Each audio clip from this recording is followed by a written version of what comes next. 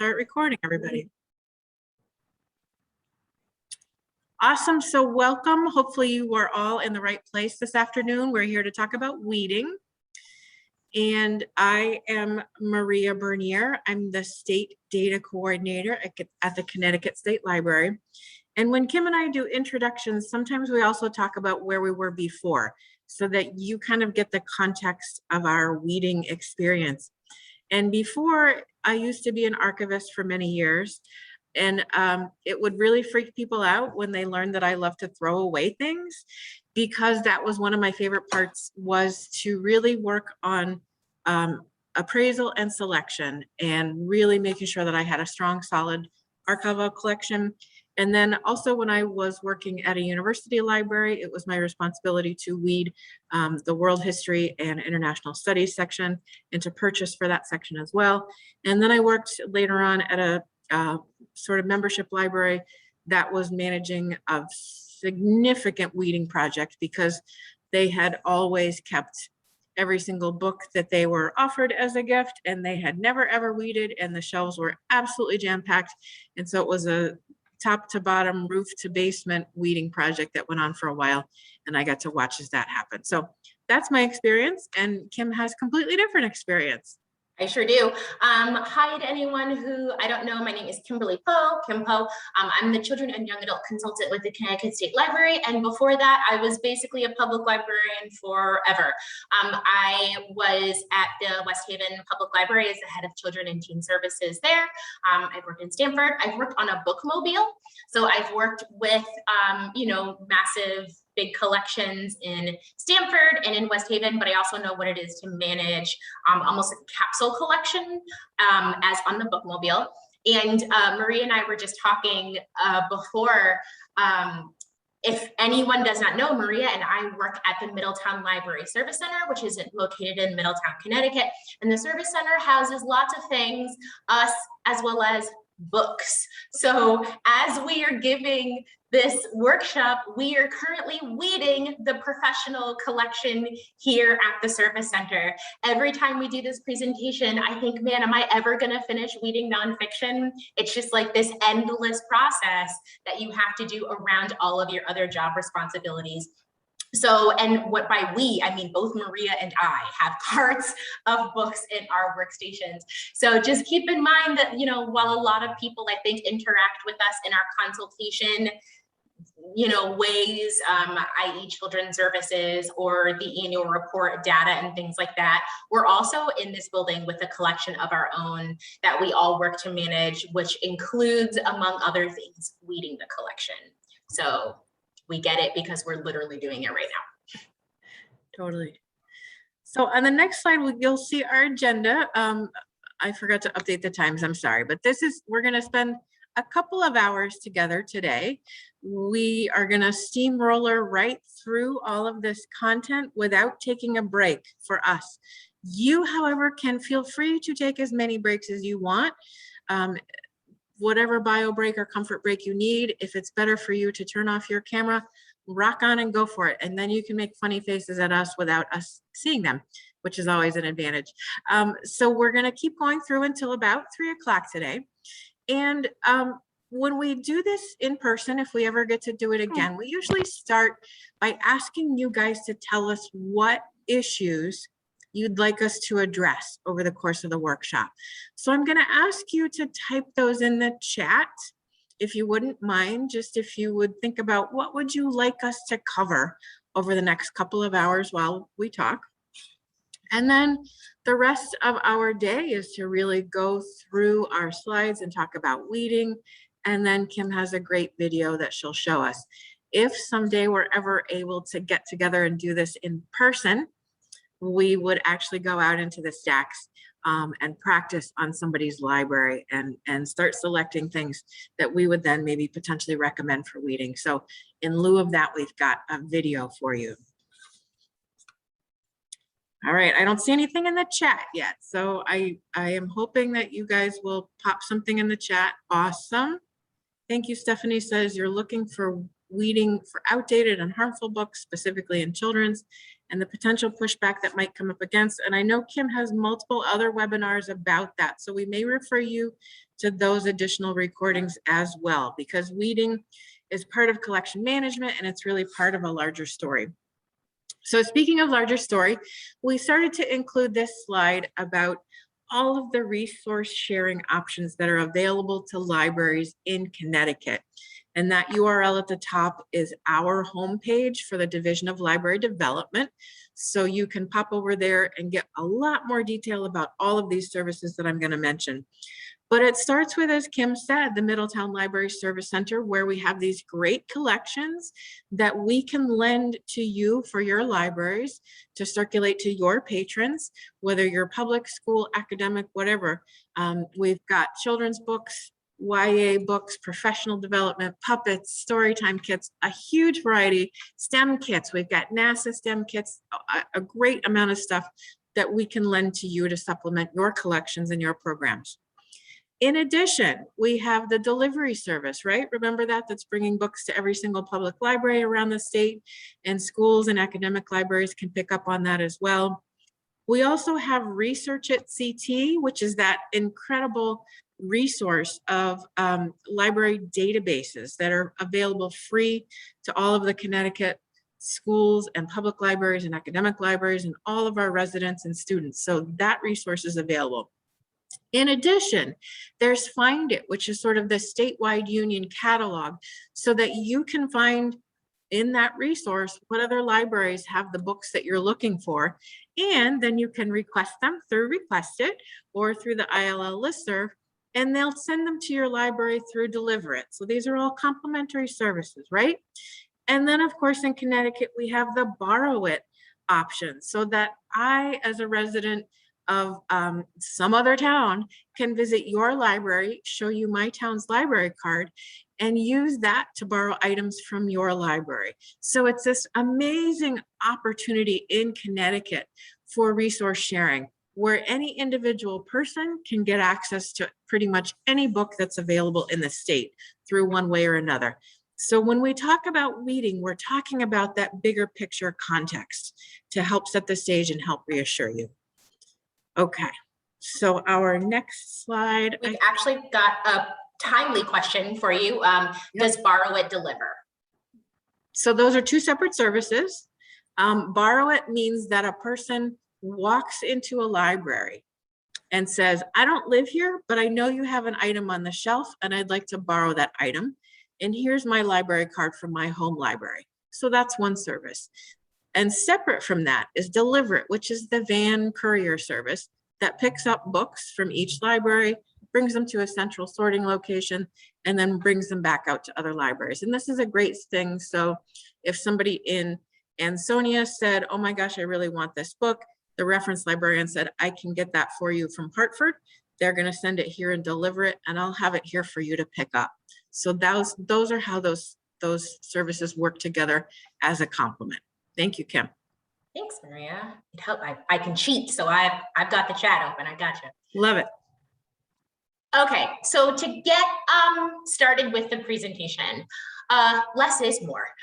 So what we want when we look at our collections is we want to see more of that image on the left, and we want to see less of that image on the right. And sort of one of the basic things to keep in mind, I've been keeping an eye on some of the things in the chat with regards to spacing and things like that.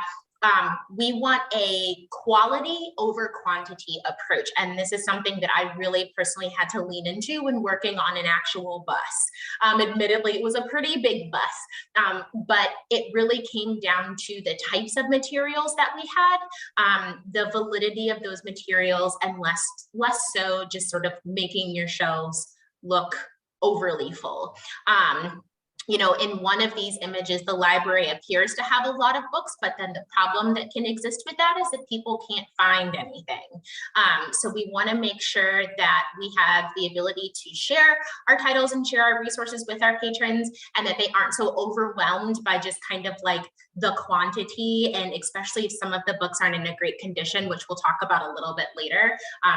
Even though you have a lot to offer, you might wind up losing some folks because it's just like too much, it's overwhelming, and like no one really wants to be bothered. Unfortunately, we're going to start this presentation by telling you that there's only so much that we can tell you, which, right, like who wants that? There is no surefire formula for weeding. And sort of the caveat to that is like, we are going to be giving you some formulas for weeding. But when we hit that section, we'll dive deeper into it, just to let you know that as librarians, and especially here in Connecticut, 169 towns, 191 libraries, we have different patrons, we have different communities, we have different needs. So even if there were one thing we could tell you for all of this, that might change depending on whether or not you're in Woodstock or Westbrook or West Haven. Different communities, different needs. So there's only so much that we can tell you. But some of the best practices that we can give, which is something that DLD tries to lean into. We don't tell you what to do, but we like to give best practices if and when we can, is to have a well thought out collection development policy. And the collection development, and we should maybe be calling it collection management policy, should address weeding. Having an eye on some of the comments that people were tossing in when you were telling us what it was that you were hoping to learn. And, you know, our first one, which was how do we address patrons who are upset about titles that we do and don't have? So much of that lives in your collection development and management policy. It needs to be well informed. It needs to be well thought out. We will be talking about the fact that we are just talking about weeding here. We're not talking about acquisitions. We're not talking about any of that stuff. Your policy holds all of this and is your leg to stand on if and when you need that, when patrons come with questions or concerns for you.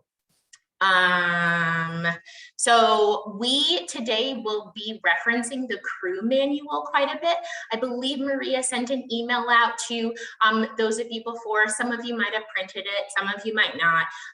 We'll draw your eye to a page or two here or there throughout the presentation. But that manual is actually what holds the formulas and what holds the best practices. We're going to talk you through some of those things and give you some sort of ideas on how to tweak things depending on your community and your community needs. In addition to that, you really need to be familiar with your library's long-range or strategic plan. If your community strategic plan mentions that you want to focus and lean into building partnerships with the special needs community in your area. Maybe there's a large movement or like a community center that focuses on that, or a really active senior center. You know, maybe your strategic plan has said that you would like to partner or work with that group of people more to provide support for them. Your collection can and should represent that, but you have to know what that long-term plan is. You have to know what your community needs. Right now in Connecticut, there are certain towns that are about to get an influx of Afghan refugees. That might affect the titles or sort of the thought processes that people sit with when ordering material. And because we are libraries, we are not warehouses, that means some things might need to go to make space for new things that you're bringing into your library to acclimate and adjust to the needs of your community. You have to take all of these things into account when weeding. It's not just, oh, it's over 10 years old and hasn't been checked out since 1996. It can go. It's more holistic than that. We talk a lot about the whole person approach with librarianship. It's the whole book approach with collection management as well. It's not just one thing, which is why we can't give you a formula or a line or a paragraph. And that's why we're going to be here for about 2 hours. Yeah. Not to Well, let's talk about why you would weed. You are here today, so you are already probably convinced that you do need to weed and you would like to weed, but maybe you need to convince your coworkers, or you need to convince your board or your supervisor that you do need to weed. So understanding why we do it can be helpful for you in those arguments, and recognizing that yes, weeding is actually part of collection management. It's our jobs, right? And I mean, you can imagine anything. If in any place, if stuff only ever comes in and never goes out, we've got a hoarding situation, right? And that's not what you want for your library. Think of it more as a balance, as a cycle, as a life cycle of the collection, that you're balancing what you bring in with what you take out, right? It's part of the job. It's part of collection management, as Kim said. All of that goes hand in hand. And it's actually essential to maintaining a quality collection, right? Because you may have books on your shelves that are obsolete or outdated, erroneous, completely mistaken. It's time to remove those and make space for new books that are accurate. So it's really a systematic approach, right? In the same way that acquisitions is systematic, we have so many tools for helping us do that collection intake side of things. And we have tools that we're going to teach you about today to help you move things out as well too. So just think of it that way, right? It's not only our job, it's part of the life cycle. It's systematic. It's something we can build into our jobs. And it's important for maintaining the quality of our collection. And also, while you've got your hands on the books, like while you're actually out there in the shelves, you're going to get a much better sense of the gaps in your collection, or where you may need to purchase some new items. So it really goes, it's all part of collection management. And I know that we all see this in our personal lives too, in our home lives, right? Like I think with the pandemic, everybody was purging, like we were cleaning out our cabinets of food and things like that. I do this on a regular basis with my cardigan sweater drawer. Like if I ever want to get a new cardigan, I have to kick out a cardigan. So it's part of my process, right? Selection and deselection, just letting things go.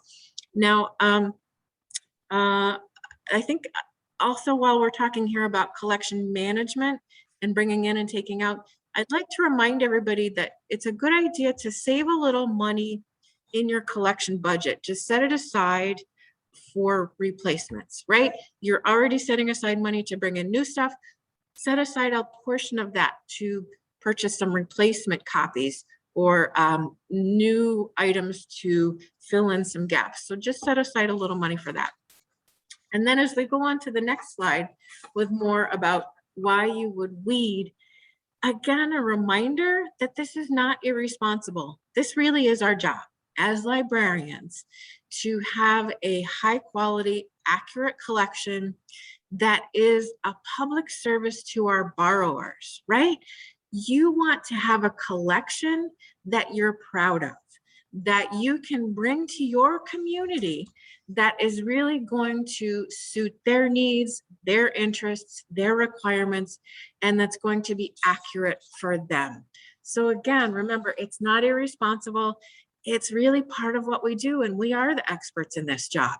And as Kim said, we're not a warehouse. We're not Amazon. We don't have to have every book that was ever published. Nobody can do that. Even Amazon can't do that. The Library of Congress maybe can do that, but none of us has to be them because they're there. It's really our job to manage our collection again, so it's the best possible collection for our community. And then we use all the other resources that are available to us to help find the books that our patrons need if we don't have them. We're not a storage facility. Libraries are really about providing access to material that's being used. So hopefully these are some arguments that you can use back at your libraries with your boards and your bosses and your coworkers to help them understand why we need to weed. So on the next slide, there's a cute little cartoon that you're not going to be able to see on your screen, but I encourage you to click that link. Everything that we put into our slideshow today is linked on our LibGuide. I will send you the link shortly after our workshop, and I'll probably type it into the chat here shortly. So every link that we see on our slides here is also included on our LibGuide on our webpage, so you don't have to write anything down. But when you get a chance, go in and click on this link and blow up the cartoon so you can see it a little bit better, because it is an explanation using sort of plain language for a member of the public, for somebody who doesn't really understand what we do. And I like this cartoon because it's especially targeted toward an academic library and student users. So it's got nice language to use in that kind of context. So take a look at that when you get a chance. And then let's talk about benefits. All right, so we talked about why and more. Like, why would you want to do this? What are the benefits? Obviously, you're going to save space, right? Because you are taking things off the shelf, creating space. And it's not just opening up acres and acres of space. It's also creating space for new items to come in, creating space for you to display items face out, which we all know increases circulation. Space is a significant benefit of weeding. It's also going to save you time, right? So not just time when people are, when your staff is shelving, reshelving, doing that. They don't have to shift a book every time a new one comes in. Like, how much torture is that, right? When your shelves are so full that every time a book gets checked in, you have to reshift. Nobody's got time for that. But it also saves time for your patrons because they'll actually be able to locate the books that they're looking for on the shelf. And it's going to be easier for them to find. Also, weeding will make your collection more appealing. It's going to look better. You're going to be getting rid of all of the books that are worn out. And if they've been worn out through love, you're going to replace them with a new copy or with something published more recently that has similar information. And the collection is just going to look better and be more appealing because there's more space. You can actually get the book off the shelf. And people, your patrons will say to you, oh my gosh, what have you done? Everything looks fabulous. And you're going to say, well, we just weeded. That's okay. And then, kind of contrary to what many people might believe, weeding actually does increase library circulation. And you might say, how can that be? Because we have fewer books. But the books you have are going out more because people can find them, because the collection looks good, because you're able to display things face out. I've heard multiple times from many libraries that their circulation has in fact increased after they have weeded. I heard from a library in the northwest corner that did this, and they looked at their collection turnover stats in the statistical profile, and they saw that they absolutely saw that their collection turnover was very high. They said, we have one of the smaller collections in our area, but it actually gets used the most often because it's appropriate and people can find it. So those are some benefits, and we've got some more benefits on the next slide. Oh my gosh, right? Enhancing your library's reputation for reliability and currency. Like, I feel like I should have put that one at the beginning because that's what we're all about, right? Like, we are the trusted institution for facts, right? We should be reliable, we should be current, we should be up to date and modern. So if you've got all of those books about Pluto being a planet, which it's not anymore, but so many things that over time have become completely outdated or disproven, it's time to let those go. You do not need misinformation sitting on your shelves. Another benefit of weeding, as we've mentioned, you get to keep up with your collection needs, right? You see where the gaps are, you see where the holes are, you can fill it in with some new purchases. And you're getting that instant insight onto strengths and weaknesses. And maybe you find strengths, right? Maybe you realize, oh my gosh, we have like the best American poetry collection in the area. Let's do something with that. Let's highlight it. Let's do a great thing for Poetry Month. So just getting your hands out there in the collection can be really beneficial, and weeding has so many benefits as well. So now we are going to slide back into talking a bit more about weeding policies. And so like we mentioned earlier, your weeding policy should absolutely be a part of your material selection policy because it is a cycle. We do not just accept and buy and keep titles. If we did, our books would force us out of the buildings, and then no one could find anything in this chasm of doom. Within your weeding policy, and this again touches on some of the things that I've been keeping an eye on in the chat of how do you explain the need for this to your stakeholders or your community members.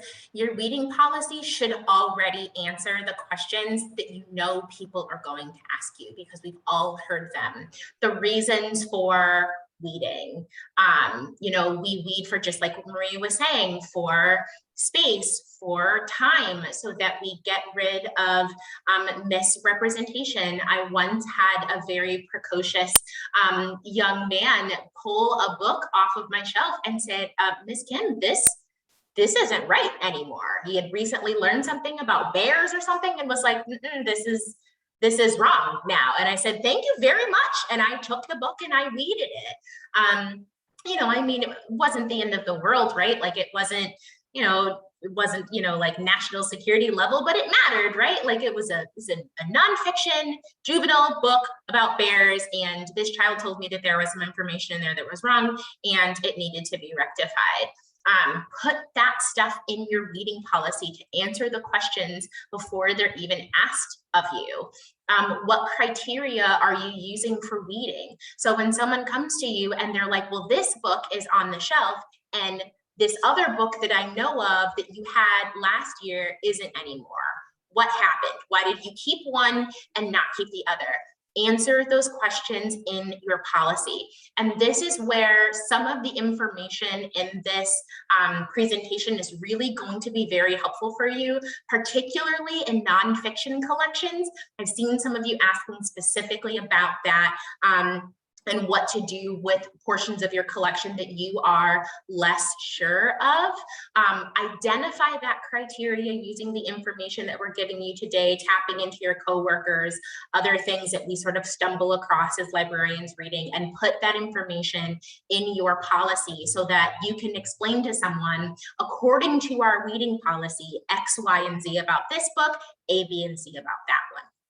And then make sure that your policy also includes disposal methods, which we will also get to later, which I've also seen in the chat. So like, we got you guys, we got you, we know, and it's all coming. So there are a variety of methods, and I understand, particularly from an environmental standpoint, which is a very hot topic right now, that folks want to know the answer to this question, not necessarily to make your lives more difficult, but because they're involved patrons who care about their library. And how great is that, right? Like we want those people, the people who want to stay involved and informed because they care about their local library. So we're going to touch base on these. Now, again, like Maria mentioned, all of the links that you see in these presentations exist on our LibGuides page, including these slides where all of this information is hyperlinked. So I'm not going to click into these, but these are examples of weeding policies, just like in libraries. And one of the things that I want to point out when you look through this is look at some of the language that's used. As library workers, we know that words and language are everything. And you'll notice in some of these policies that the word weeding does not show up at all. So in some of these policies, you'll see that the librarians in question chose to use terms like deselection, which have a different type of like mental trigger and a different connotation, and also feels like a little classy. Pinky out, I had scones this morning. But, you know, there are people who have an idea of like weeding, you just like pull books off the shelves and rip stuff out, and like drop them in a dumpster, right? And it just feels very crude.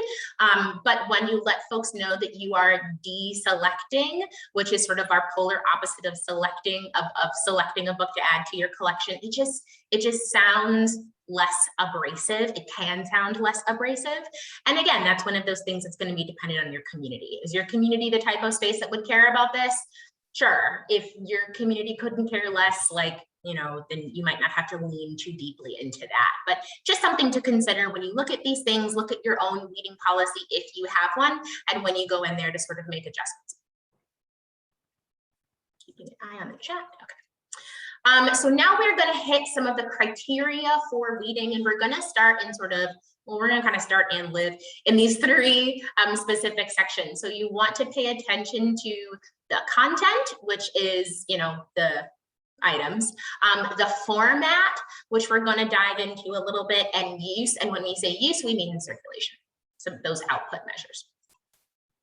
So with regards to the content, as Maria has already mentioned, if it is out of date, get rid of it. If it's like that bear book, it's gotta go. If it's not identifying Pluto as like this dwarf planet that we kind of kicked out of our solar system a little bit, oops. get rid of it. The last thing we want is some child to turn in a model of the solar system and they get stuff wrong because we got stuff wrong. If it says that the earth is flat, please get rid of it. If the book is superseded by a newer edition, go on ahead and get rid of that old one. We at the Service Center have the Cultures of the World series. Great series. It's really helpful when students are researching, a different country. And every couple of years, every, 8 to 10 years or so, a new edition comes out. And it might have new information on basic things like population and weather temperament as everything is sort of changing with that. There might be some updated information on cultural practices as the people who write these books are learning more about some of these communities. Go on ahead and get rid of the old one and keep the new one. Outdated bestsellers. We had some questions about duplicates and things like that. And again, this is going to be something I'm going to say this all the time. And I do say this all the time. It's going to vary community by community.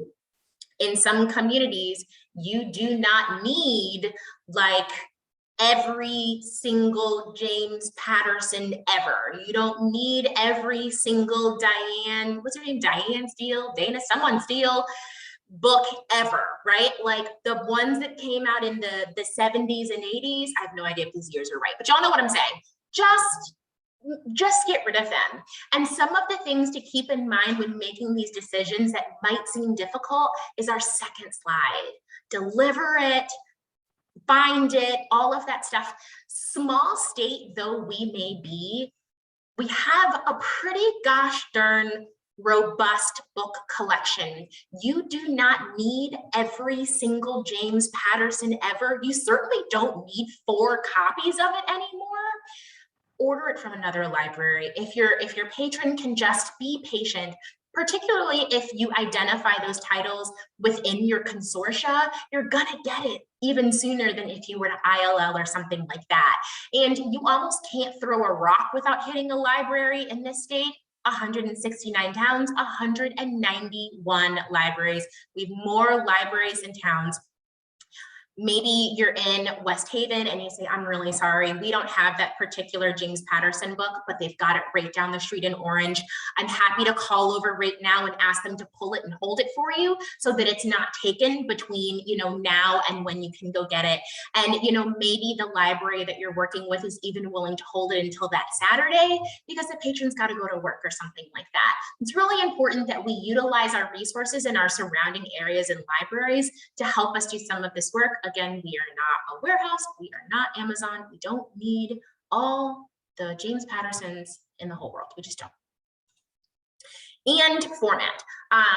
If the pages are, ripped, stained, over dog-eared, just get rid of them. And sort of when talking about something like this is the moment to keep in mind what Maria had said about the possibility of setting aside a portion of your budget for replacements.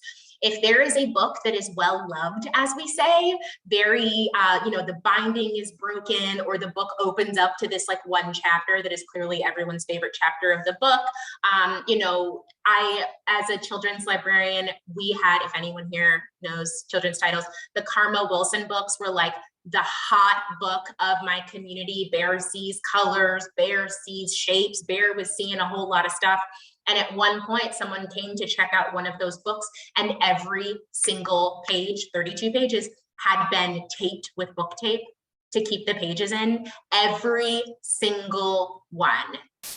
It's time for us to get rid of that book and possibly buy 2, right? Like this, obviously, people want to read these titles.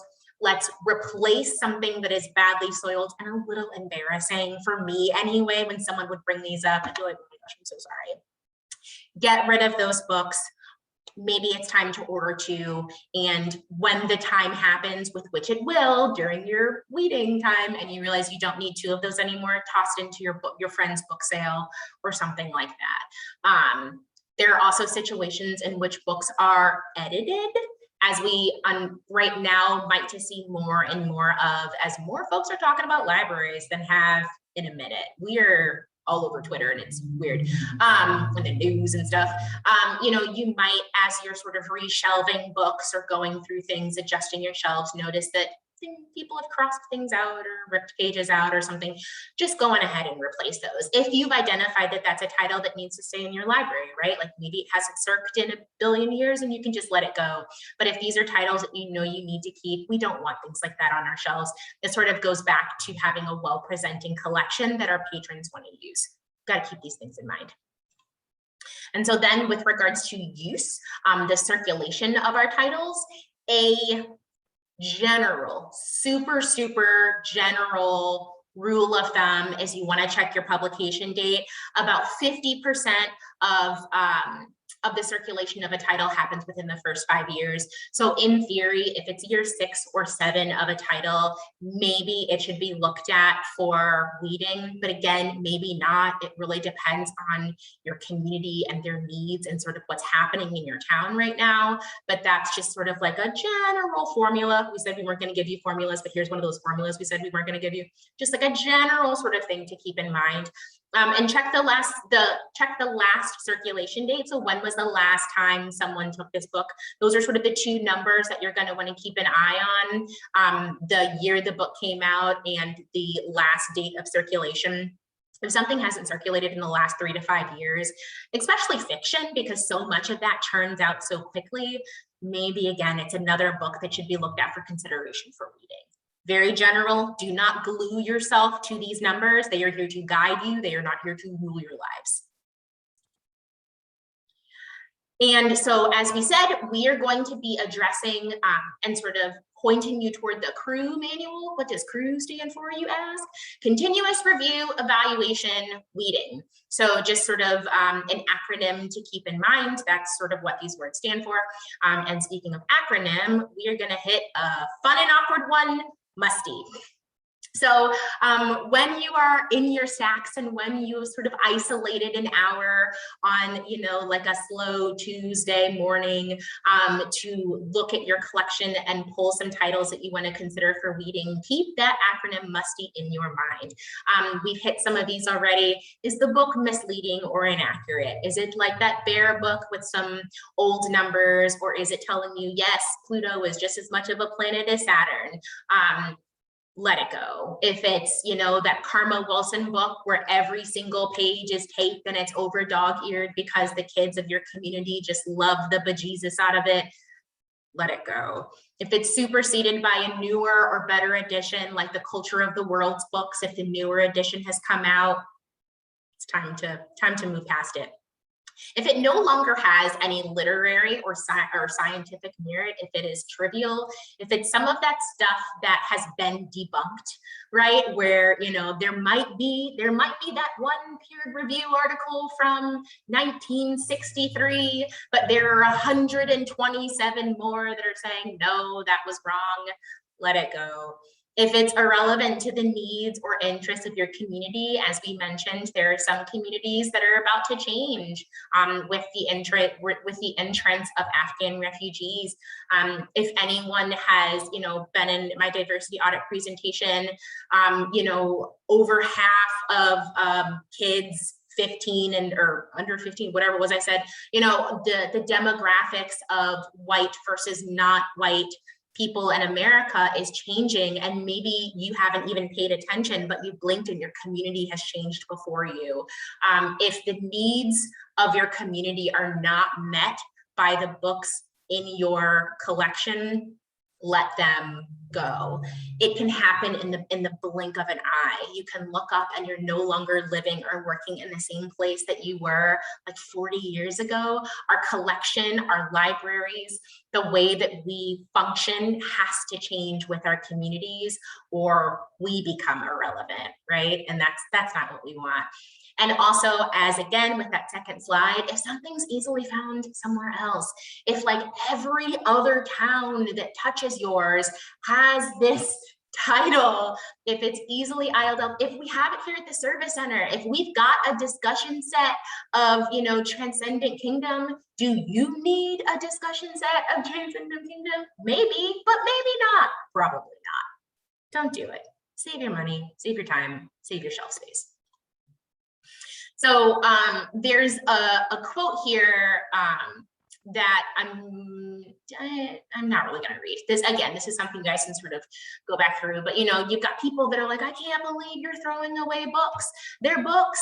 Without books, the planet doesn't spin. Without books, we all starve and go hungry. Without books, when it rains, the water hits my floor. That is not true. They are books.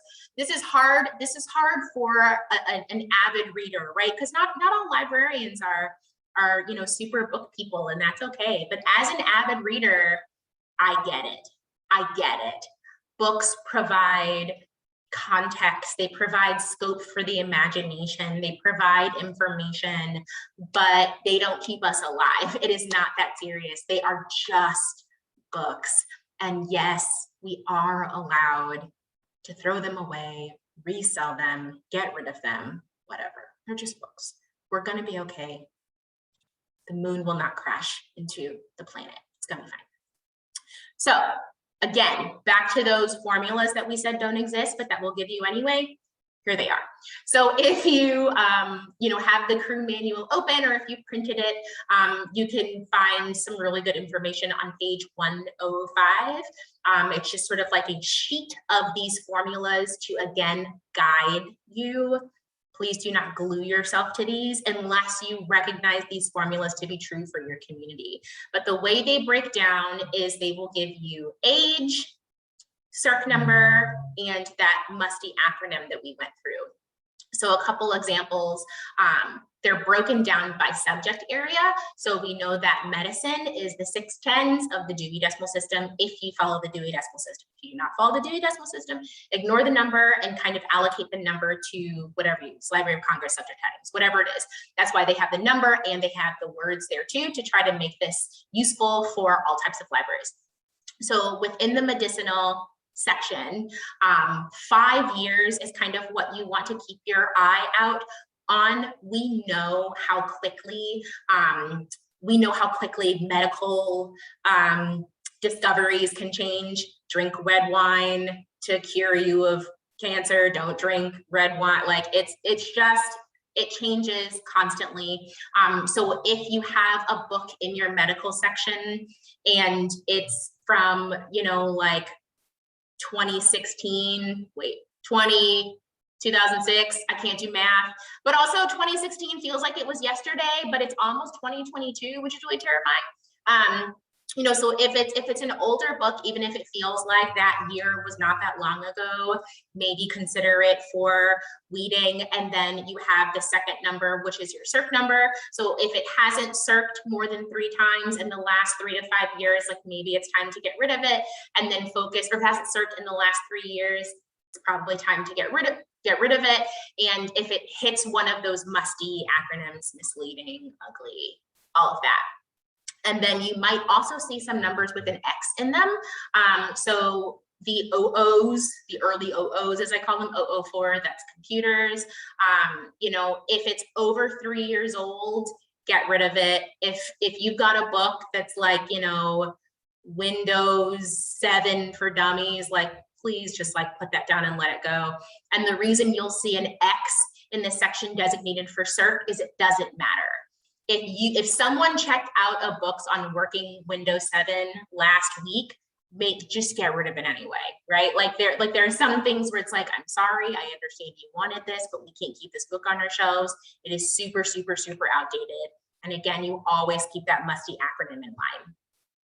And so then like an extra sort of nugget, like a little caveat to this, certain fast changing fields, need I say infectious diseases, we just lived through it. Artificial intelligence, didn't like a whole rocket go up, you know, like that kind of stuff. Some of those things, green technology, it's, oh my God, we're living through all 3 of these at the same time. This is terrifying. Things that are identified as fast changing fields, 2 years. No one cares about circulation. 2 years and let it go. Are just, again, some super basic things, you know. So, sorry, I'm like moving some things on my screen. So there is I think the link we have is the new crew manual. The new crew manual and the old crew manual basically have the same information in them. Like new and old is really sort of like a relative term. Some of the text has been updated, giving sort of deeper or maybe easier to understand explanations for certain things. The chart, that page 105 that I mentioned, is new. All of those formulas were peppered throughout the old crew manual, and now they sort of pulled them out and put them in one easy to locate area for you all. There are some new and helpful bibliographic resources and lists of other resources for people who want to take the crew manual in this presentation and then keep going. Some of that stuff is in the new crew manual. And again, you guys will get these slides, but that's what this hyperlink is for. But if you, for some reason, maybe in your library on your shelf, you discovered an older version of the crew manuals, it's all the same. It's just formatted a little differently. And the crew manual, we're going to get into this later, but it also has information. I noticed those in the chat as well.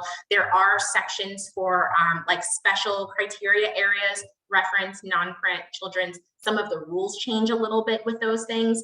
We're going to dive into them later, but just to let you know that stuff is there and it is coming. And to hit on some things that maybe you wouldn't weed, and weeding in the sense of pulling them from your shelves and either sending them to a recycling center or throwing them away or whatever, local history or local interest items. So most towns have a local historical society. So depending on some of the things that you might have in your collection, I remember working in a library where we're digging in the basement and pulled out like awesome old newspapers from, you know, way back 1800, whatever. I think we found old money. Don't throw that away. Don't do that. Those are the kinds of things where you get in touch with I would start with your local historical society to sort of let them know what you found, let them pick through some of that stuff. And that includes older texts that you can kind of tell or might think like, I think we should keep this really old Shakespeare, but maybe people shouldn't be checking it out of the library every 3 weeks. We need a new plan. So some of those like rarer, older items that you think might have value. And even if you're not sure, tap into your resources. Call the local historical society anyway and say, hey, I got this thing. Can you send someone down to look at it? Material that might be out of print or completely irreplaceable, which again are typically some of those older titles. You might, if you have the space and ability, and not everyone does, so you've got to take all of this stuff. It's the whole library approach. If you've got the ability to hold on to some of these things, maybe you do it, right? For research purposes, you might see a lot of that stuff in the academic libraries, maybe less so in public or school. If you are able to hold on to these things, maybe sit down and have a conversation and seriously consider it.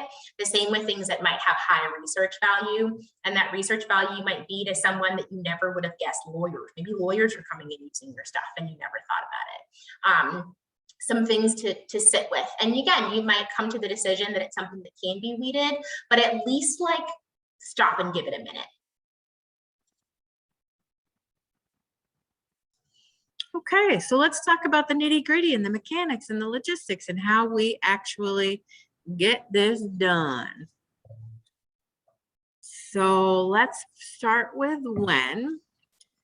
It is important to set this as a priority and to schedule it. And I realize that Kim and I need to work on this as well. These are reminders for ourselves to schedule the time to weed, because you always think, oh, well, I'll get there, and you never do, right?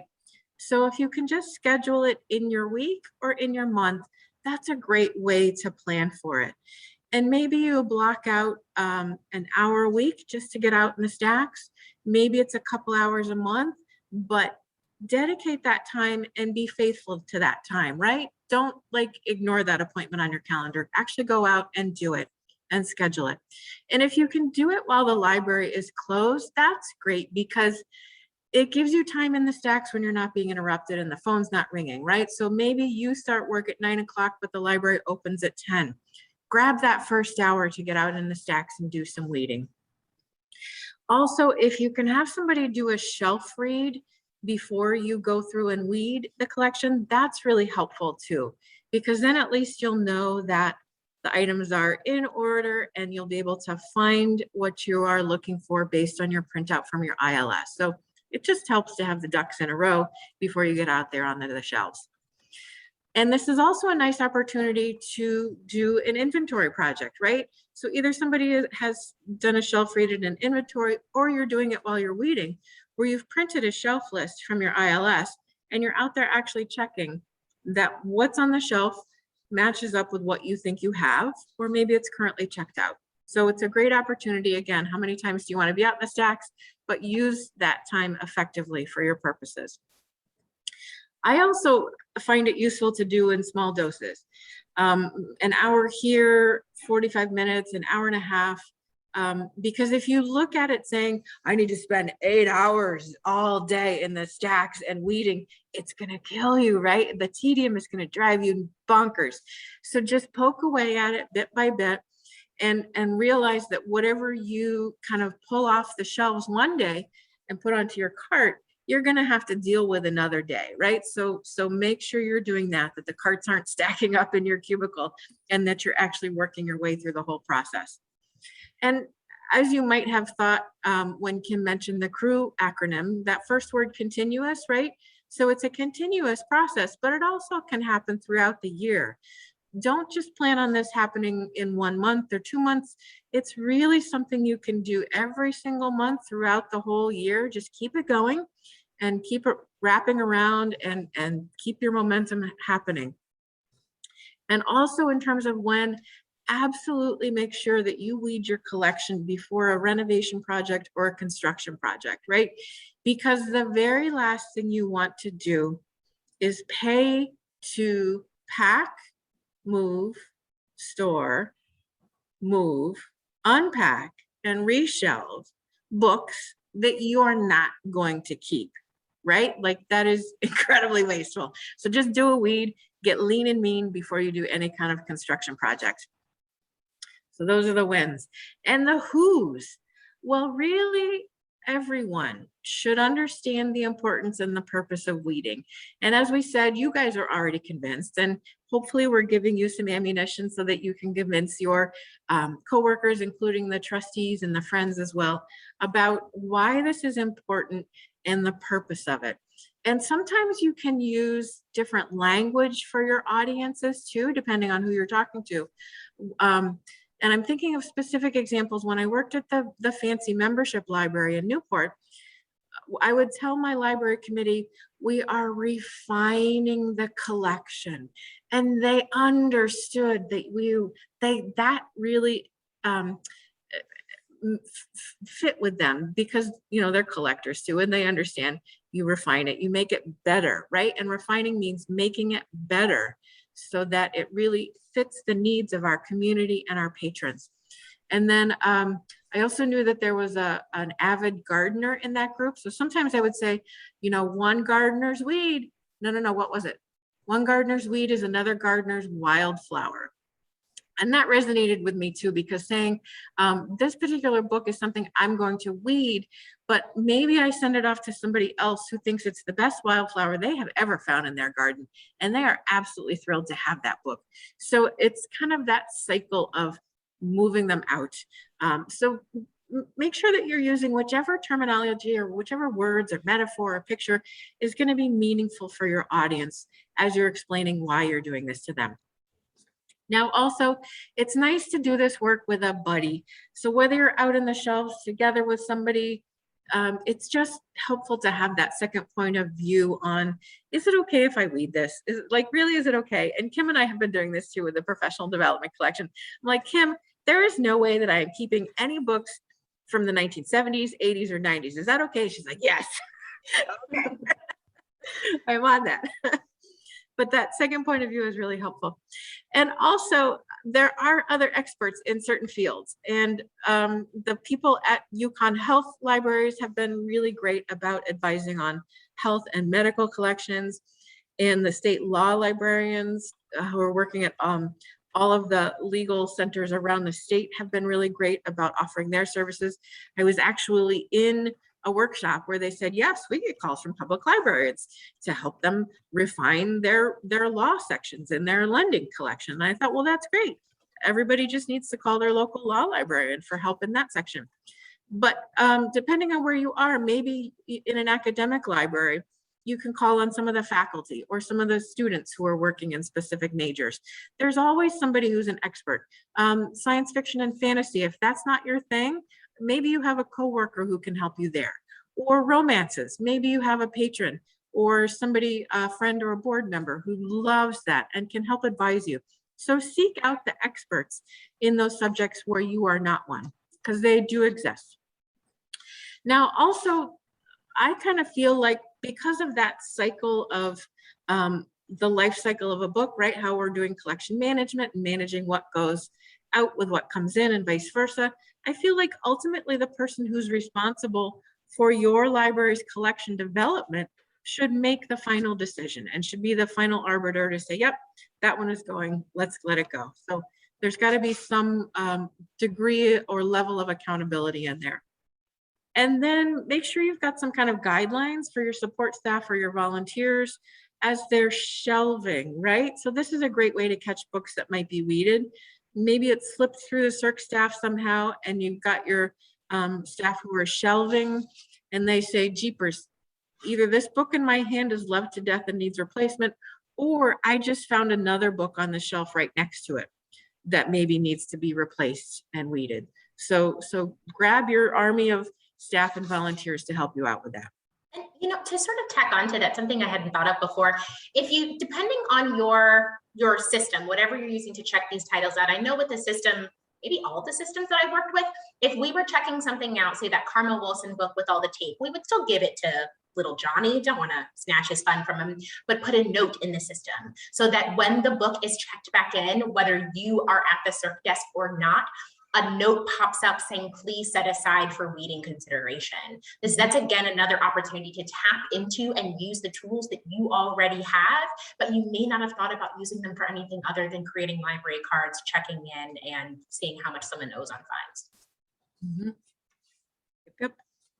All right, so now you're ready to go, right? So you've got your little book truck, and what do you put on it? Very first thing is some kind of circulation records from your ILS. We have been using a spreadsheet export that includes obviously title, barcode, call number, but it has publication date, it has last date of circulation, and I've really been enjoying the column for number of circulations, which is really helpful for me because in cases where we have multiple copies, I'm thinking, do we actually need, seriously, all of these copies? And I look at the list and I say, okay, they actually all have been checked out in the past couple of years, and every single copy has been checked out many times. So that helps to convince me that, yes, in fact, we actually do need multiple copies, and those are helpful for us.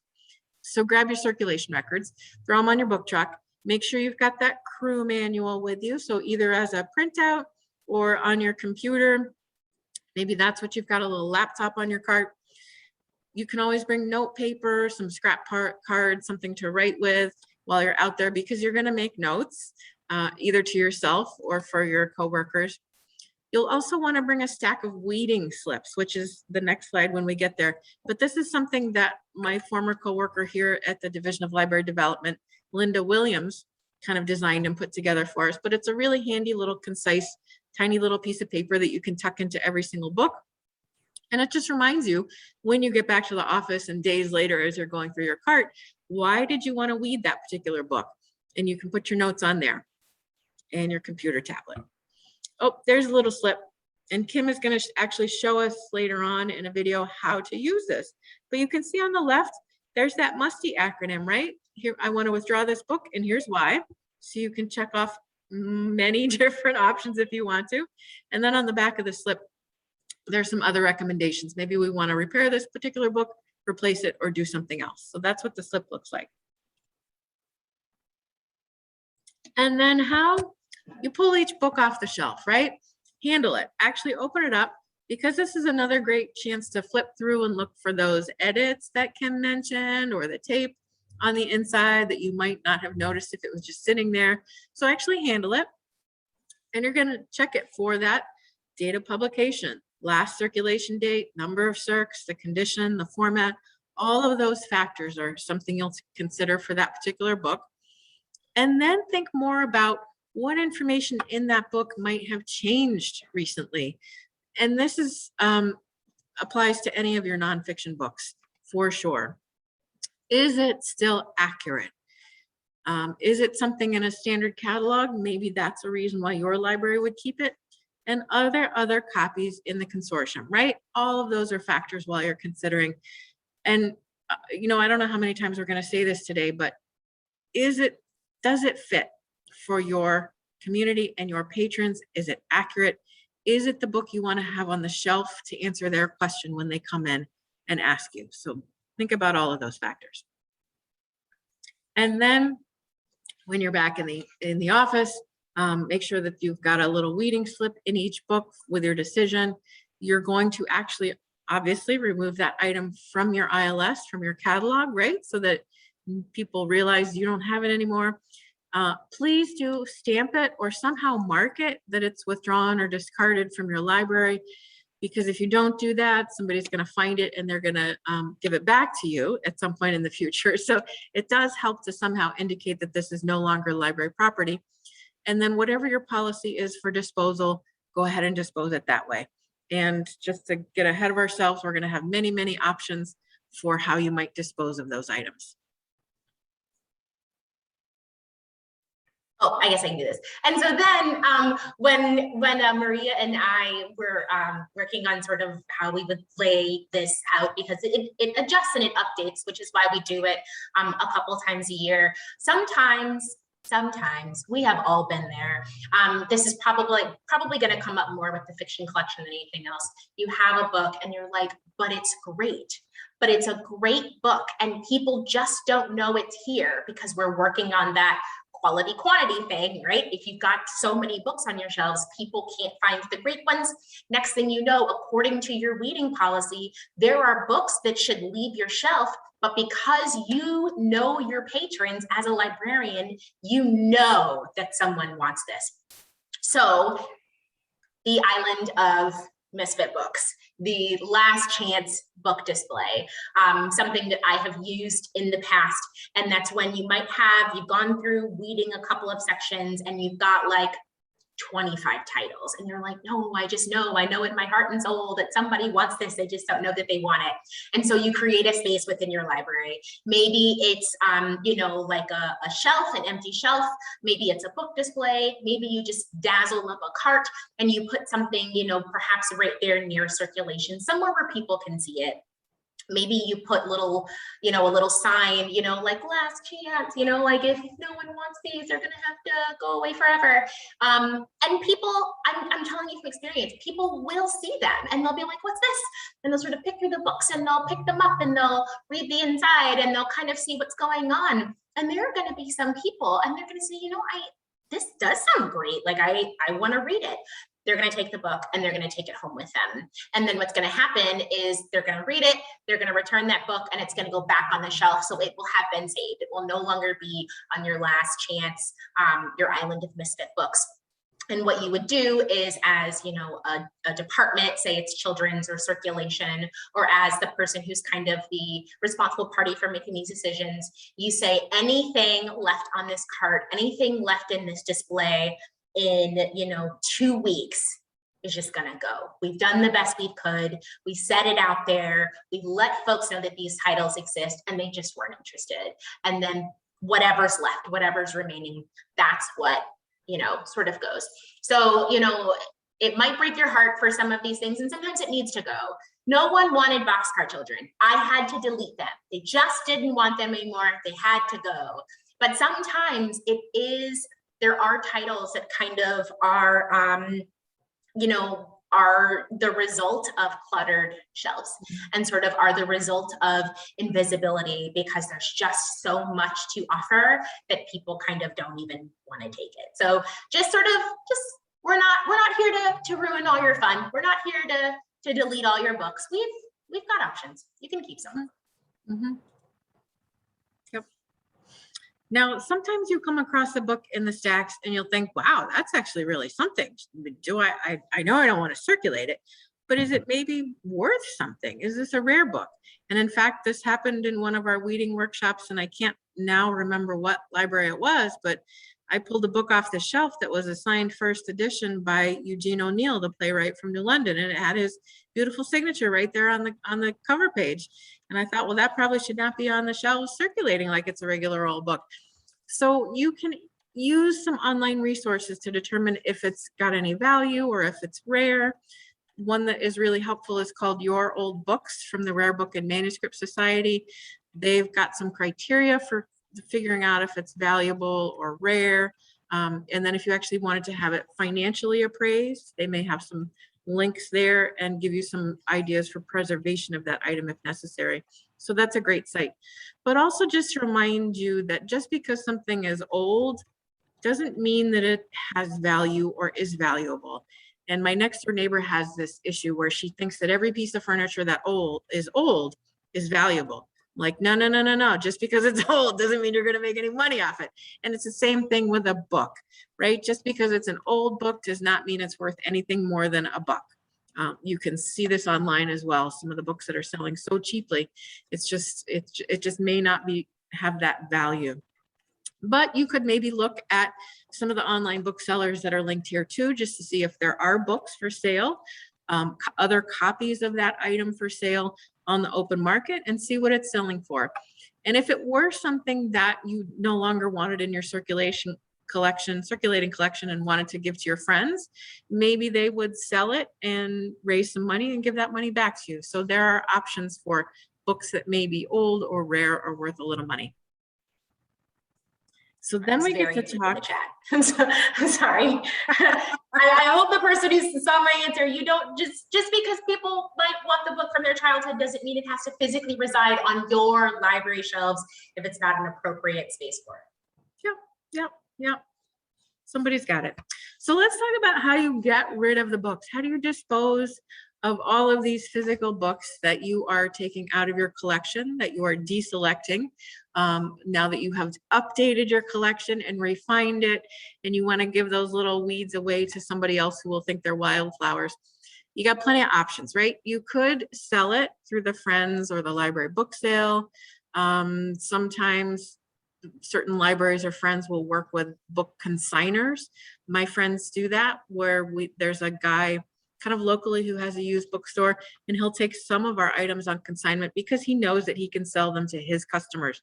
And I forget if he gives us 50% or 40%, but it's more than we would have made in the book sale. So selling it is definitely an option. You can also give away books, and depending again on what they are and who's in your community, maybe there's an assisted living center that would love your old large print books. If there's a prison in your area, check with them to see what their criteria are, but maybe you have some soft covers that they would love to add to their prison library. Maybe there are some international sources. There's always a free cart outside the library or little free libraries, or there's a free cart inside the library, right? If you stick free on it, it's going to walk away. So don't worry about that. Then you've got options to recycle it. So whether that is pulping it, actually recycling the paper, or whether it's a book art program, you're reusing the book in a different way, that's an option. Or you can just destroy it, put it in a black bag, put it in the dumpster so that your ownership isn't obvious. It's always helpful, again, in this process to mark your discards so that they don't come back to you from the senior center as an item that was checked out in the past.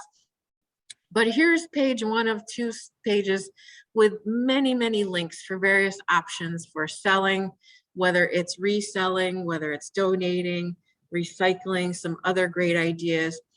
I do want to, at this point, encourage you not to donate inaccurate books. So if you have taken something off your shelf, a nonfiction book, that you're weeding because it's wrong, because it's inaccurate, it's wrong, right? Don't foist it off on somebody else. Go ahead and either recycle that or put it in the dumpster, but please don't continue to propagate old misinformation if it's outdated, it's outdated. Nobody else wants your outdated books either. So please don't donate those. Those are fabulous ones to use for art programs. Really great way, cut those up, do some green weeding, some book-based making, great opportunities for those kind of items. Indeed. And again, all of those links are on our LibGuide, and I'll post that link again in the chat while Yes, Kim yes. talks about special areas. Do not stress if you did not catch all of that or write all of that down. So, okay, we're gonna hit a couple of special areas and hopefully answer some of those burning questions. So we're gonna start with children's fiction, which we had sort of been talking about a little bit in the chat. So if anyone's doesn't have their chat open, it might be worthwhile to look at that and sort of see what that was. Some things to sit and think about. Is the book still popular? And I think sort of a caveat to that is it as popular as it was when you bought 6 copies of it? Because the answer might be no. You might not need 6 copies of Twilight. Maybe you do, maybe you don't. Is the book stereotyping, which is a big conversation that's being had across libraries right now, and just sort of the answer that we can give you is to go back to your collection policy, your library's mission statement, and the things like that. But, you know, sort of general rules of thumbs, like, is the book stereotyping of people with disabilities? Is the book stereotyping on race and gender and age and things like that? And there are always spaces, or sort of a question that comes up often is, you know, what if it's like an educational type book? Like, well, okay, you know, like that's something different, but we're here talking about just like fiction, like boxcar children type fiction, right? Not books that would be technically or possibly in a special collection anyway. Is the book a classic or award winner? And do you still need that particular classic or award winner? We are hitting, I believe, 100 years of Newbery. I believe that happens this year or is happening next year. Do you need all 100 Newbery winners and honors? Do you need 5 copies of all of them? The answer is probably no, particularly because the Newbery Committee itself is having conversations about old books that had at one point been identified as these grandiose books that now are harming people. There is no answer. This sort of sits in this space of there is no formula for that. But these are some things to really sit with, consider, and ask yourself, while keeping in mind that we are not a warehouse, we are not Amazon. We do not need everything. We cannot have everything. It's important that library patrons be able to access books through the library system, but that doesn't mean that you have to have all of them on your shelves. It's not how that goes.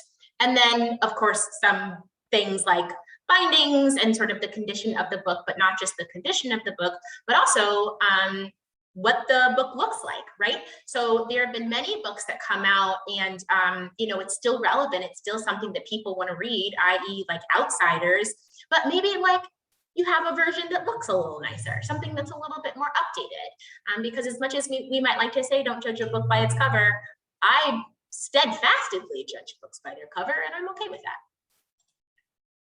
So then with regards to YA, a lot of the rules are going to be fairly similar to what we just said for children. So this is a yes and situation. Is this what, and so the and is this YA title over 5 years old? And again, it might be, you know, sort of one of the Harry Potters of the world, and you're just going to keep it forever. Or it might be something that I obviously can't remember because I don't care because it's over 5 years old, right? Like, it's okay to get rid of them. And again, sort of touching base, well, will teens be dissuaded by an old-fashioned art cover? This could be a situation where you dive back into, you know, all of this is circular, what Maria had mentioned earlier, setting aside funds so that you can replace or update titles that require it and would benefit from it. Is the fad over? This, ironically, one of the things that was a fad and it was huge and now it's kind of over, Divergent. Does anyone remember that? Divergent was everywhere. Like, it was the thing. I went to see the movie with a bunch of library coworkers. Like, it wasn't a small fad, it was a huge fad. And then immediately no one cared anymore. I don't know what happened. I don't know why. Now, again, this might not necessarily mean get rid of the books, but if you open the Lion Consortia and you can get 8 to 10 copies of every book in the series, you know you're pressed for space. I saw someone in the chat mention that they've got a small library. They don't have a lot of space. You know you're pressed for space. You know you can get a copy of each book in the series in 3 to 5 days. Just let it go. You're not keeping something from your patrons by letting these things go. You're just servicing them using a different technique. That's all you're doing. You're not keeping things from anybody. And again, is there still a demand for the series? And sometimes there's not. An example of something with regards to Harry Potter, once upon a time, you needed 5 copies of each book in the series because that's how many kids were coming in for it and that's how many kids were reading it. Depending on your community, maybe you only need 5 copies of book 1 and 2 because everyone's coming in to start the series, but then sort of as they read, you know that Johnny just took the 2nd book, you know he's probably going to be back in 2 weeks, you can preemptively order the 3rd book for him. So you front load certain portions of the series, but you don't necessarily need to do that with the rest of them. You have what you need to get people started down this book series journey, and then just preemptively start requesting them through the consortia, through Find It, through ILL, through whatever. So again, you're still servicing your patrons, but you don't have to bombard your shelves because then we get into a quantity issue. And picture books. Picture books fly off the shelves like Pop-Tarts. I don't think Pop-Tarts fly off the shelves anymore, but they did one point. A lot of times with picture books, people don't even care what the book is. They're like, I need bears. I need bears. Give me what you got on bears. And then they sort of take everything. And so those books can wear away faster than other books within a larger library collection and even, youth collections. So it's really important to stay on top of books that are just tattered, bindings. Again, that book tape, that Karma Wilson book tape scenario, you might be weeding those because you just had them for so long and they're so old. And then when you look at the CERF numbers, like it's just kind of time to let them go. Or again, that might be something where you would do our 2nd bullet point here and you're going to replace something that's just really well loved. Your your community just really loves whatever. So then you replace them. And again, maybe order 2 or 3 copies so they wear less. And you want to weed, again, those fad books where you look up and people just don't care. Do people still care about Peppa Pig? I hope not. I don't know what my issue with Peppa Pig was, but I was really over her. If that is Caillou, no one really cares about Caillou anymore, do they? I don't know. Once these fads happen, you buy all of the books and then, kids move on, they grow up, new kids replace those older kids, and they have their own things that they're interested in, right? And so for children and YA nonfiction are going to primarily follow the rules of fiction. So again, that page 105 of the Crew manual, which is very nonfiction focused. Like I said, it breaks down the various sections of the Dewey Decimal System, giving you keywords so that you can also use those resources if you use something like Library of Congress subject headings. A lot of those rules are going to stay the same when you're in children and YA nonfiction. The thing is just keep in mind that kids' brains don't even stop growing until they're like 26. They're super, super impressionable. That's why we kind of keep using the Pluto solar system. Like you can tell a kid 17 times in science class what happened with Pluto, but if that kid picks up the wrong book from a reputable institution, it's the library. I know what nonfiction is. It means real, and this real book is in the library, and my Miss Librarian is right, and my Mr. Science teacher is wrong, and I am putting. They just don't always put 2 and 2 together because they're young and it's precious and we love it. But really keep that in mind when going into your children NYA nonfiction section, what an adult can read and kind of use critical thinking skills to understand. Kids just developmentally might not be there yet. So just keep that in mind. And again, there's like a quote, I'm not going to read it. Awesome. So now we're going to talk about fiction, which is always a little tricky, right? Like it can be subjective sometimes. You know, there's not a handy little crew formula necessarily for fiction. So let's talk about some of the factors you might want to consider as you're weeding through your fiction. And when I say fiction, when I talk about fiction, I'm really meaning all fictional genres. So this will include romance, science fiction, fantasy, anything that's made up is a fictional genre, and these rules will apply. So think to yourself, look at your ILS data at the printout. Is this book circulating? If it has not circulated in the last 3 years, consider weeding that item. So 3 years, if it has not circulated, think about letting it go. Likewise, if it's a duplicate copy, it may really be time to let those duplicates go. Look at your circ stats, right? Look at the last time it was circed, how many times things have circed. Might be time to let that go. Yes, of course, you got 3 copies of the latest Danielle Steele when it was hot and right off the press, but demand has declined and you can get rid of the dupes. Also, make sure you're looking at your publication date. If it was published more than 10 years ago, think about potentially weeding that book, especially if it's not a classic and if it's not a perennially popular author. Think about weeding that. Looking at series, I know there were some questions about that.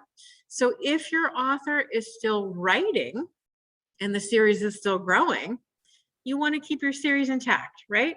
It's still happening. Obviously, you do have other libraries nearby.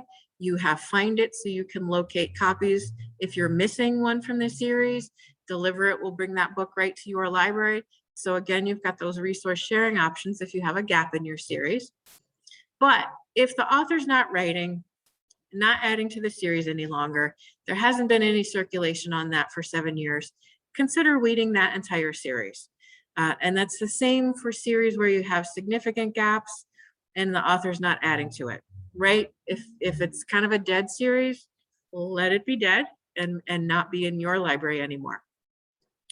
Now, also think about single title authors or obscure foreign authors. You could probably think about weeding those too, especially if they're more than 10 years old. Double check the last circulation date, circulation numbers, but those may be items you want to pick off the shelf as something to weed as well, if that author is not writing any longer. Now, is the book up to date in style or setting? As Kim mentioned, some of those can be a hard sell for kids in YA, and they can be a hard sell for adults too. So that may be something, if it's an outdated setting, Westerns can be a hard sell right now too. Nursing stories are a hard sell. Those genres are a little bit outdated.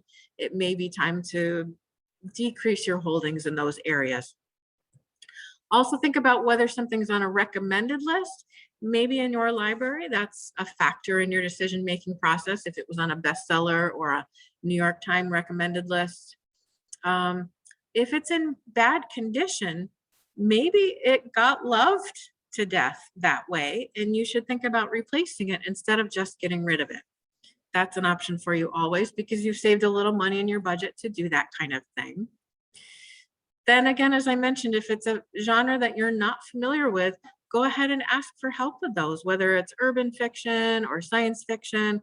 You can get some help with authors on there just to understand who's popular, who's not popular. You can probably find lots of blogs and things online that will help you out with that as well. Are there other copies? Obviously, as always. Also think about additional books you might weed, and it's sort of earlier works or minor works of dead authors or classic authors. Maybe you don't need to keep every single Herman Melville book ever written. Maybe you only need Moby Dick and you can let Taipei or whoever go by the wayside and get it for the rare person who wants to borrow it. You don't need to keep it on your shelves.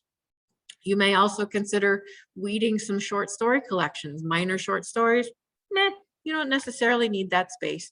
So be selective as you're going through your fiction. Really consider, as always, what's going to be the best fit for your community. What is circulating in your community? What are your patrons asking for? What kind of updated, accurate information do you want to provide to your community members in a collection that you can be proud of? And on the next slide, we've got some weeding tips. There's a little link there from Rebecca Vanuk, and she wrote a fabulous book that we have a few copies of here at the service center that I recommend. But she's got a great article specifically about weeding fiction. And her considerations are really about relevancy, whether it reflects your community's needs and interests and is still being read. That is her #1 criteria as you're weeding. She also says that it should be current, right? Obviously, your fiction collection should be up to date. It should be appealing in terms of condition. It should look good. The titles and covers should be appealing. Likewise, it should circulate, right? That's absolutely a factor to consider as you're weeding, whether it has circulated and how your circulation will potentially increase after you have weeded. And then remembering that once you have weeded, materials can be found more quickly and they're more accessible. So she's got a great article there. Now let's talk about graphic novels and manga. This is a slide and a topic that we added based on some questions we had gotten and suggestions from past evaluations. People did want to talk about this. So I kind of delved into it a little bit and dug around. So whatever I found online, you can find too. But the guidelines for weeding this kind of collection are really similar to fiction in terms of condition. So start with condition. They tend to get loved to death. You may want to find a replacement for some of these titles where you can, but that may be a factor in terms of weeding out. You might, again, as with regular fiction, want to weed out some duplicates. You'll want to potentially weed out items that have low circulation, potentially weed out series that have major gaps in them. And then with graphic novels and manga, there's uncompletable series. And this is an interesting concept where kind of the characters in the storyline were started, but for whatever reason, they're never gonna get finished. Like the end is never gonna get written. So whether the publisher is no longer publishing or that writer is no longer writing, it's uncompletable. So with those and with the broken series, maybe you wanna look for another home for those titles, right? So maybe you want to check the Find It catalog, see what other libraries are collecting that series, and offer your titles to fill in their gaps and to help them complete their series. So that's an option for them. Kim, you had something you wanted to add? No, not really. I was mostly just unmuting myself, but that has happened to me a couple of times as a graphic novel and manga reader. There was one that I read and loved, and I was waiting for the second one and realized that the author was just never going to write it. And it broke my heart. I'm not over it, but it happens quite a bit. Or particularly long manga, for sure you will run into this, ones that have like 119 titles in it. Sometimes you're missing books 6, 9, 13, and 24, and they're just out of print forever. So these are things that happen, and then you kind of have to decide based off of some of Maria's suggestions what to do with them. Yep, totally. Thank you. So thinking now about your reference collection, and these have absolutely shrunk over the past several years as libraries are moving away from print reference, remembering about online and digital reference, and freeing up a lot of that space for just patron use. So as you're looking at your print reference collection, always ask yourself, is this information available online? Can I get it in a digital source? Do I already have free access to it via research it? Is there some other way that I can find this? And odds are the online resource is being updated more regularly than the print resource. So it will be more accurate than whatever you have in print. Also remember, are you getting newer editions of that title on a regular basis? And if so, obviously the old ones can go.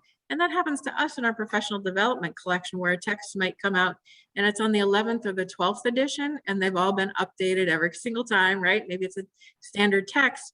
We can get rid of all the old editions because the newer one is the most up to date. So that's what we'll do. Also, if you still have a print reference collection, take a look at what your patrons are using. And those may be things you want to keep, but also see what they're not using, because that can help you get rid of those. And this is where you have that cart, right, where you make the patrons, you ask the patrons to return items to the cart so you can get the in-house count on those and get a sense of what reference books are actually being used. And then make sure you're taking a look at the crew manual for specific subject areas, different types of materials. That's all included in the crew manual, so be sure to take a look there. And in some cases, if you actually want to keep that item, you want to keep that title, but you don't necessarily want to have a huge reference collection, you can just transfer that title to the circulating collection, where people can actually take it home and use it there, and it maybe becomes more useful to them. So that's an option. And then that's a nice, fun way to do not a last chance display, but sort of a highlight display to say, hey, you guys, you can take these home now. So this birding book that we used to have in reference, you can actually take home and use to identify the birds outside your window. So that's a great way to highlight reference books that may now be able to circulate. And now let's talk about all of those other media formats too that we've got in our libraries. And you may ask yourself, is this format still popular? And it's a funny thing, we often will say, oh my gosh, nobody checks out VHS anymore, except they do in some libraries and some communities. So this is where you need to know, what is your community asking you for and what formats are still popular? Take a look at your search stats. So with media, format is absolutely the first criteria you're thinking about. And can you get it in an updated format that more people may be able to use nowadays? So if not everybody has a VHS player, is there another format that you can have that in so that people can borrow it instead? If it's in a physical format. Maybe this is where you really want to start investing in streaming or downloadable media instead, whether it's a Hoopla or another kind of online system instead. Maybe that's where you're transitioning and marketing for your patrons instead. So again, as you're reading your physical collection, think about whether the item is in good condition or poor condition. Maybe if it's poor condition, it needs to go. Again, look at your circulation stats, right? Has it actually been borrowed by anybody in the last year? You may have to watch something to see if you need to make a decision on it, particularly if it's nonfiction. Is it still accurate? Is it still appropriate for your collection? Or even just in terms of condition, has it become so scratched, or has the VHS tape become so degraded that it's not watchable anymore? So you may need to come up with that equipment and actually take a look or a listen to it. Also remember, if you weeded it, is it possible you could get a copy on ILL somewhere else? Odds are good. Yep. So take a look at Find It. Take a look at your consortium database to see what options are available to you. But your primary factors here with AV, whether that's a DVD, VHS, anything on CD, any kind of digital or magnetic media, you want to think about use, popularity, and where. And again, go back to your crew manual, because there is advice there on specific physical and media formats. So take a look at that. And then that's up to you, Kim. Yeah, so we're getting closer to the end. So again, we are not going to go through all of these, but we have a plethora of websites that you can go to sort of help you through this weeding process. The crew manual is a resource. This presentation, most recent recorded version is always online and is available, as well as the slides, but there are also some resources here as well. And then so here is another page of resources. We're not going to go too deep. Again, these links are all up on our LibGuides, and you'll be able to access them through the hyperlinks in these slides. And we do have some resources that are specific just for schools, because we know sometimes things can be a little bit different, a little finicky in certain specialized areas. So we've got a couple of links here, including, so I'm looking at this screen because it's bigger, including yet another acronym. Gotta love those libraries and their acronyms. FRESH, foster, reflect, equitable, support, high quality. So a simpler, shorter acronym that just sort of leans into some of the basic principles within school systems and you know, sort of those values that lie there. And then, so, oh, there's a couple of courses. Sorry guys, I've got a contact moving weird. There's a couple of courses that are available on WebJunction. If you don't know, you can create an account on WebJunction for free. And there's a lot of free materials and resources there for your own personal library edification that I really suggest. And further reading. So these titles are all available from us here at the Service Center. If you are at a public library, we visit you anywhere from 1 to 5 times a week. If you are at a school or academic library, you can request, if you're an academic, you can request things through ILL. If you were to school, you can make contact with the public library of your choice, is sort of the term that I like to say. That might be the public library in the town that you live in. It may be the public library in the town that you work in to access these materials. And oops. To sum it all up, we know that there are some of you, you're here, you're ready to bag those things up or send them to a senior center if they're gently loved, or you know, to a teen housing center or something like that. But we know that sometimes you need help explaining this to your patrons or explaining this to your directors or your boards. So sort of the one thing that you can like print and cut your sort of elevator speech is that it's about the life cycle of a book. It is not about the weeding, it is about the book, and it is about the book's life cycle, as Maria has said a couple of times. As librarians, a part of our job, we acquire, we go through the acquisitions process. We catalog the book. By we, I mean someone, I don't catalog. We process that title. We get the spine labels on it. We get the barcodes on it. We cover the books in that lovely plastic, and we shelve it. And we wait for people to take out the book, i.e. circulation. And then part of the life cycle of that book is we weed it so that we can bring in new things. I feel like I'm saying this a lot, like it is important as librarians that our patrons have access to material, and the benefit of a library is that they can access materials for free, right? That's why we are a library and not a bookstore. But the goal is to make sure that patrons can access the book, which might mean an ILL, which might mean deliver it, or which might mean replacing something that just got lost, that never came back. It does not mean that every book that might have value to someone, to Jim on Main Street and only Jim on Main Street, that does not mean that you have to have it. While I would love for my local library to have all of the boxcar children, I wouldn't even read them. I just want them there for nostalgia's sake, because I want that for my local library. Me, Kim Powe, it does not mean they have to have it, right? That's just to nail in. So we are going to watch a little video. So this video is, here we go, I was looking for it. So what this video is, like Maria said, if we were doing this in person, we would send you out into the stacks of whatever library we were doing it in, and we would say, here, take this weeding slip and make choices for things that you think should be weeded in X section. That is what we would do. But here we are in Zoom world. So what we have made is a video using, wait, can you see the video? I can't even tell what I did.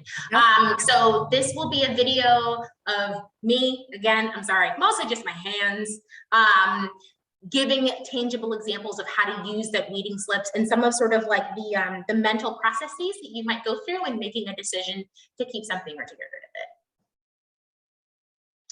Hi everyone, this is, oops, sorry, just making myself bigger. Thank you. Hey, I went away. Back. Oh, network error. What? But I'm plugged into the I know. A network refresh. error. Yep. Refresh fixes all. Yep. Hi, everyone. This is Kim, your children and young adult library consultant, and I'm here to record a short video on examples of books that you might want to read from your collection and how to use the reading slips. So I'm going to turn my camera around here. Okay, so the first thing I want to show you are the weeding slips. This is the back. And this is the front. So you'll see on this weeding slip the acronym that we probably talked about in the webinar already, M.U.S.T.I.E. So this gives you kind of the outline of what you're looking for in a book that would require you to read it, or that would put it up for reading consideration. So we've got M for misleading, U for ugly, S superseded, T trivial, I irrelevant, and E elsewhere. So the first book that I would like to show you is this one, Inventions. So we can already look at the cover of this book and see that it's possible that it's a book that's a little older. The cover probably isn't going to be as interesting to the kids or teens that may come into our library looking for it.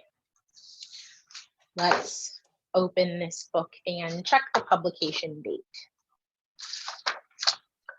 So we'll see that this book was published in 2003, so well over 10 years ago. So let us come over here and take a look at our reading slip. So at first glance, I would categorize this as M, misleading, outdated or obsolete, and possibly also S, superseded. I am almost positive that there is a newer edition of, if not this exact book, Inventions, than a book that is fairly similar to it. So we would cross off M. Outdated or obsolete, and possibly even S, superseded, if you have an additional copy of this book or something that's really comparable. And then we're going to take it to the back and we decide, is this a book that we want to repair, or is this a book that we want to replace? So there's nothing really structurally wrong with it. The spine is okay. None of the pages are ripped or watermarked. So this is just something that we would just want to go ahead and replace. So then you decide here with something else on this subject with the newer edition of the same book. So maybe with something else on this subject, and then you could write some notes in here if you wanted to. One of the things that makes this particular reading slip incredibly helpful is that there's this little key on the back here with publication dates, so that you can kind of compare what the call number of the book is if it's nonfiction, and then you can kind of decide, is it 3 years old, is it 10 years old, and so on and so forth. And we've already decided this book is over 10 years old. It's time. So what you would do if you were reading a giant section is you would pop this flip here in the book, and then you would pop it on a book cart. So that way, when you finally do get around to pulling these books from the system, you'll remember why it was you chose to read this particular book. So let's take a look at another one. So here we have 2 copies of the same Cultures of the World book on Ghana. So let's go ahead and open this to see when this book was published.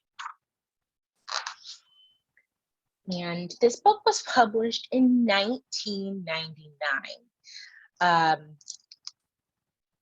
That is quite some time ago.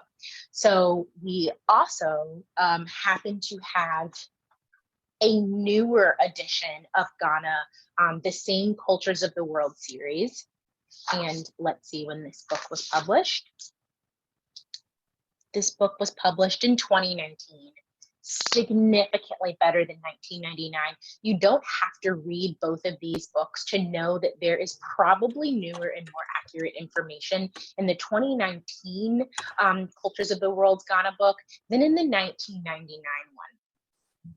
So let's go right on back to our reading slips here. And this is absolutely superseded by a newer edition.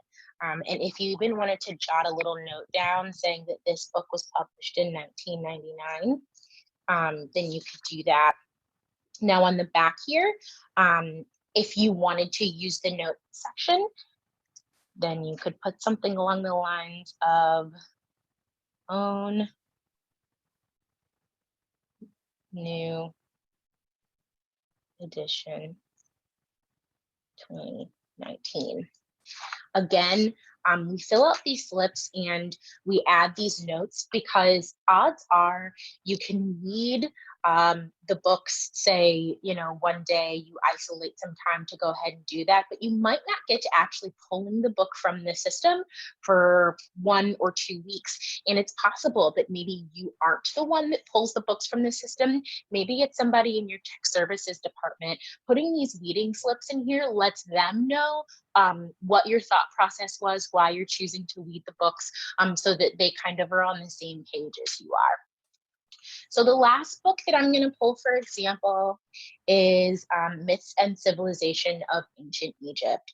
So now this book, it might be hard to tell in this video, but see these pages here. It looks like there's a little bit of water damage that happened with this book.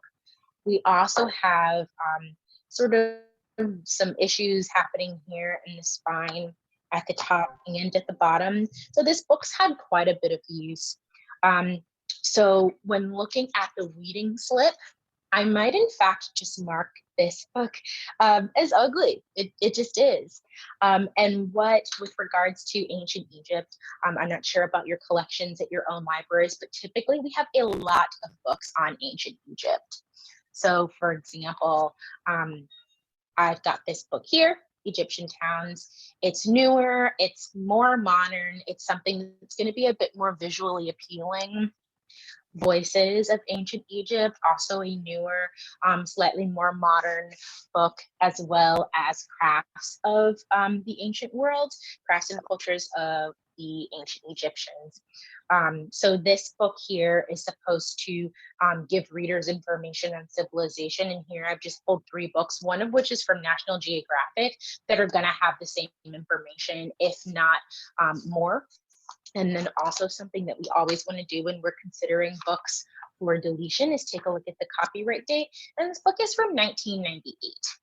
So, and also actually when I opened it, I noticed that the pages here, see how it's a bit warped. So there's actually probably a good amount of water damage with this book as well. And because I know that not only do I have these 3 books on ancient Egypt, there are a plethora more, we can easily choose to let this one go. Let's go ahead and finish marking this up. So it's worn beyond repair because there's nothing that we can do about the water damage. And then pictures or format outdated. You know what, I'm not sure if the pictures and format are outdated, but the book is definitely old. Like it's old. We can, wow, there's actually a lot of water damage here. I can see and feel as I'm trying to bend and turn the page. So, while the pictures and or format might not necessarily be outdated, it's definitely warped. And what I might want to do here is write water damage. You know, and maybe add your initials to these too if there are multiple people in departments doing meetings, just so that if anyone wanted to contact you and kind of ask you what's going on, they'll know who it is. And I'm going to take this book and I'm also going to put it right here on my book cart. And this is the basic process for, you know, going through and weeding your materials and using the weeding slips. I hope this video was helpful, and we'll talk to you soon. And by talking to you soon, we're going to be talking to you right now. Magic. So Kim, every time I watch that, I see something new. And what really struck me this time was how pristine those first 2 books looked, right? Like they looked, if you saw them on the shelf, they were going to look brand new. but they're 20 years old at this point. And so we have to remember all the time that just because something is in good condition doesn't mean it's something you necessarily want to keep for your collection. It could still be completely outdated. And I'm encountering that as I come across our professional development collection. There are books from the 90s that look brand new, but they're outdated. And it's time to let them go and replace them with newer editions and brand new, fresh Hi information. everyone. Sorry. I started making myself talk again.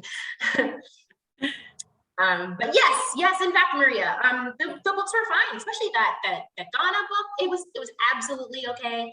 I'm sure probably a good amount of the information was the same, but why would I keep that on my shelves? Yeah. I've got something else. And if a bunch of kids flood in for a project on Ghana, that's when I tap into all these other resources that we've done a pretty good job of setting up, right? Like nothing's perfect. Maybe you want to have it right now, right this second. And unfortunately, like teleportation isn't a thing yet, but they are great tools that are just like itching for you to use. Mm-hmm. And as a data coordinator, I just want to remind everybody that we have lots of data available to us, and we should all be basing our decisions about weeding on facts, right? You've got facts right there in your ILS about circulation data, when it last circulated, how many times it circulated. You have your collection management policy that you can take a look at. So make sure that you're basing some decisions on that. So gather all of your supporting data together as you're working on your collection. And then keep in mind your goal of having the best, most accurate collection that fits the needs of your community and your patrons, and a collection you can be proud of. And let your decisions really flow from there and from the facts. And I feel like that's going to answer a lot of the questions that you've got as you're going through the process. Mm-hmm. Maria has already dropped the evaluation form in the chat. So we are here with a few minutes to spare for questions. Yeah, if there are any questions that you've already put in the chat that we have not gotten to, please remind us of those. But also, I'd like to mention that this is part of kind of a series of webinars that Kim has put together about sort of evaluating your collection as a whole. And she's got some great recordings available to us. And Kim, I don't know if you've got the link, the LibGuide link handy for those. Someone had actually private messaged me about something else that there's a comment for, so I'm going to throw that in there. But someone had mentioned early on in that they hoped to find more information on like weeding sort of in conjunction with diversity audits. And I'm going to drop in the chat right now. There is an entire page for anyone who sort of missed it when it came into creation, and for just folks who were newer, that I put together on building inclusive collections. And in order to be able, and there's facts and there's studies and there's articles and there's videos and things on why to do that, how to do that, including a column, a section on diversity audits. There is an updated version of a presentation that I started doing in like August. I don't even know, it was before that. That sort of touches into weeding things and deciding to keep certain things, and sometimes when your collection might be too heavy on one type of book over another. So the direct YouTube link to that is in the chat.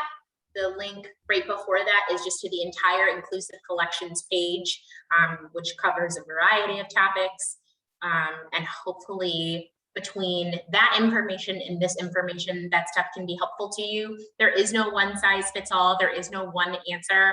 We kind of parse these things out in sort of series form because that's just the way we have to do it. We've got too many books. There are too many nuances for this to kind of be like a one-shot, 1 hour in and out situation. So hopefully these things can be helpful to you all. Yep. And then just as a reminder, everything that we talked about today, all of the slides that we used, all of the links that we showed you, the weeding slips, the video that Kim just showed you, and in fact, the recording of our webinar today will be linked on our LibGuides on the link that I just posted. It ends with professional / workshop notes. So everything you need is in one place. And now the bad news is you just got to go do it, right? You just got to set aside the time and you got to do it. Including the weeding slips for print, because someone asked specifically about those. The weeding slips are there, probably in PDF form, to be printed out, and you can start sort of that process that we showed in the video and that we would have done and will do if and when we can get back in person. But you know, it's great because we've got folks in here from all over the state, you know, folks who might have missed out on this if they had to drive, you know, somewhere and sort of miss half a day of work. So hopefully you all found this helpful. And if there are any more questions, like really just drop them in there. We're happy to take them.